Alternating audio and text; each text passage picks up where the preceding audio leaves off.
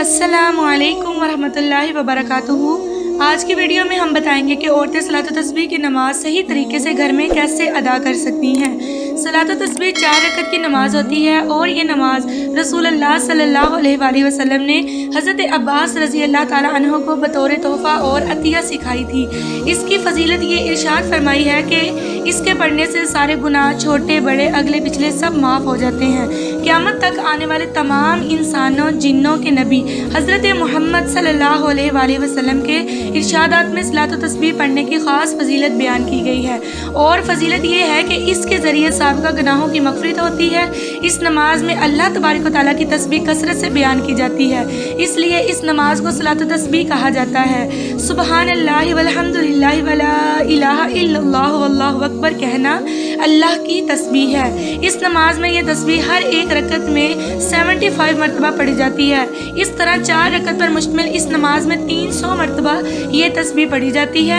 हज़रत अब्दुल्ला बिन अब्बास रज़ी अल्लाह ताला अन्हो से रवायत है कि हुज़ूर अकरम सल्लल्लाहु अलैहि वसल्लम ने हज़रत अब्बास बिन अब्दुल मुत्तलिब रज़ी अल्लाह ताला अन्हो से फरमाया, ऐ मेरे चचा, क्या मैं आपको एक तोहफ़ा, एक इनाम यानी ऐसी भलाई ना बताऊं कि अगर आप इस पर अमल करें तो अल्लाह तबारक व तआला आपके सारे गुनाह पहले और बाद के, नए और पुराने, दानिस्ता और नादानिस्ता, छोटे और बड़े, पोशीदा और ज़ाहिर माफ़ फरमा देगा।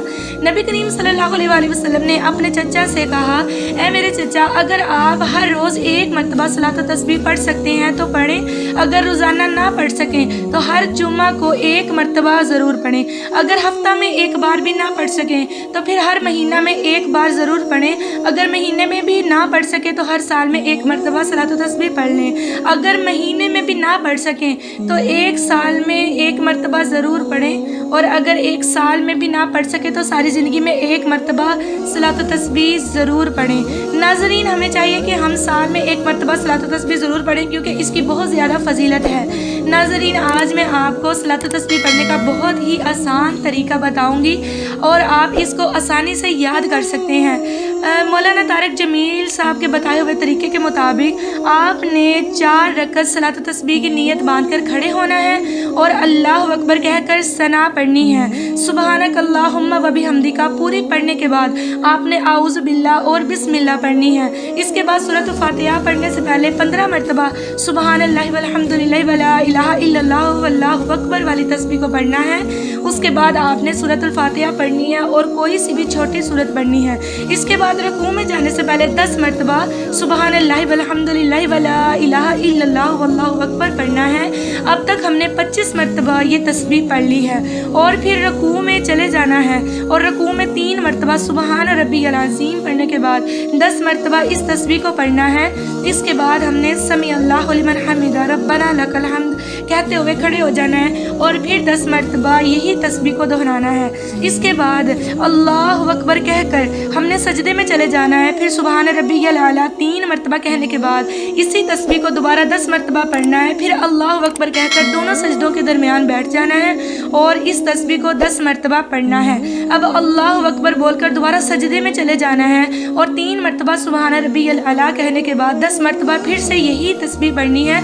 सुबहानल्लाहि वल्हम्दुलिल्लाहि वला इलाहा इल्लल्लाह वल्लाहु अकबर। नाज़रीन, अब तक हमने इस तस्बीह को 75 मरतबा पढ़ लिया है और फिर सजदे में पढ़ने के बाद हमने अल्लाहु अकबर कहते हुए दूसरी रकत के लिए खड़े हो जाना है। इसी तरह हमने दूसरी रकत में भी 75 मरतबा, तीसरी रकत में भी 75 मरतबा और चौथी रकत में भी 75 मरतबा यही तस्बीह पढ़नी है और फिर इसकी तादाद 300 मरतबा हो जाएगी और हमारी सलात तस्बीह मुकम्मल हो जाएगी। नाज़रीन, ये तरीका बहुत ही आसान तरीका है और मौलाना तारिक जमील साहब के बताए हुए तरीके के मुताबिक है, इसलिए जुमा के दिन सलात तस्बीह का पढ़ने का एहतमाम ज़रूर करें क्योंकि रमज़ान मुबारक में हर अमल के सवाब को बढ़ा दिया जाता है। अगर नफल अदा करेंगे तो फ़र्ज़ पढ़ने के बराबर सवाब अता फरमाया जाएगा और अगर फ़र्ज़ अदा करेंगे तो 70 फ़र्ज़ अदा करने के बराबर सवाब अता फरमाया जाएगा।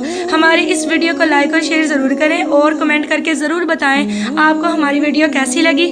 हमारी नई आने वाली वीडियो तक अपना ख्याल रखिएगा और दुआओं में याद रखिएगा। अल्लाह।